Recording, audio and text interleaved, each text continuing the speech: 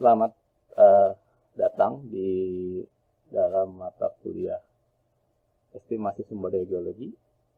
Hari ini kita akan membahas mengenai mineral deposit statistik. Jadi dalam kuliah Estimasi Sumber Daya Geologi ini itu terdiri dari dua bagian. Yang pertama adalah mineral itu sendiri, dan yang kedua adalah mengenai estimasi sumber daya untuk batu bara. Jadi untuk saya sendiri akan lebih banyak menjelaskan mengenai estimasi sumber daya geologi untuk mineral. Jadi kalau kita tahu bahwa di Kementerian SDM misalkan ada dirjen mineral dan batu bara. Nah, saya lebih banyak menjelaskan mengenai mineral. Nah, kuliah ada beberapa materi yang akan saya sampaikan, dan hari ini kita akan menjelaskan mengenai mineral deposit statistik. Artinya adalah kita akan membahas bagaimana estimasi mineral tadi dengan menggunakan beberapa pendekatan statistik. Oke. Sekarang kita mulai dengan penjelasan ya, perbedaan antara normal statistik. Jadi kalau Anda belajar statistik atau statistik, pertama pasti Anda ingat mengenai populasi. Jadi misalkan kita punya ada populasi, apakah populasi mahasiswa dan seterusnya. Oke. Buat Anda melakukan sampling, Anda akan mendapatkan sampel, karena mendapatkan 4 ya. Nah, di sini ada istilah XP, dan kemudian di situ Anda hitung rata-rata ataupun min-nya ya. Saya sendiri lebih senang menyebut min, karena min itu adalah rata-rata dari populasi. Jadi seharusnya sampel yang Anda ambil ini, X bar ini, merupakan gambaran dari populasi. Nah, lalu bagaimana kalau kita sebut dengan yang kita sebutkan dengan eksplorasi statistik? Jadi kita sebut dengan eksplorasi statistik ya. Eksplorasi statistik ya. Eksplorasi statistik. Oke.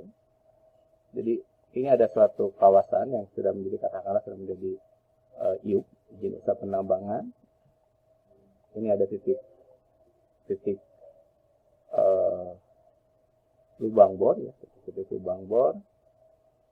Kemudian kita bentuk dalam bentuk blok ya, seperti ini. Kita buat blok-blok seperti ini. Oke. Maka untuk mendapatkan informasi tersebut, Anda melakukan pemboran. Disebut dengan drill hole. Jumlahnya katakanlah 5. 1, 2, 3, 4, 5. Dan inilah yang kemudian dari drill hole ini, dari lubang bor ini, Anda akan mengambil sampel tadi. 1,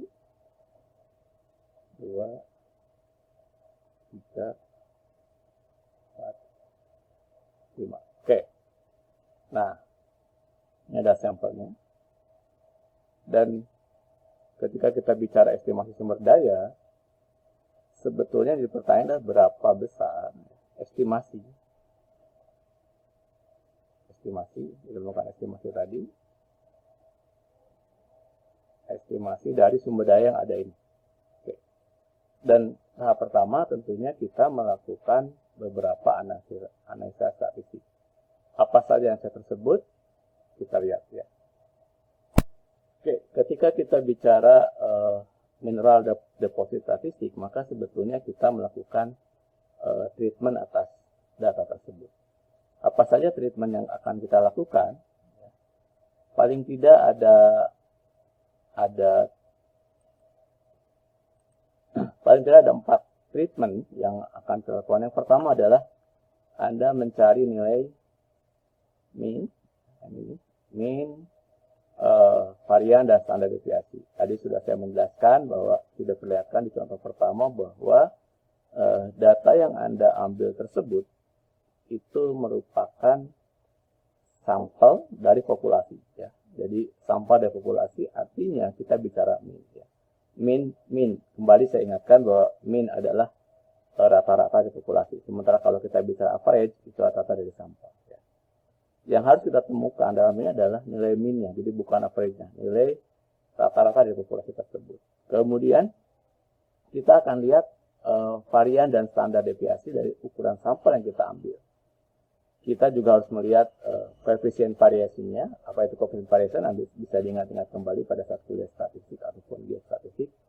Dan parameter lain seperti median, mode, ataupun value tadi. Setelah itu, kita akan evaluasi dengan sifat data apakah normal atau tidak. Ya.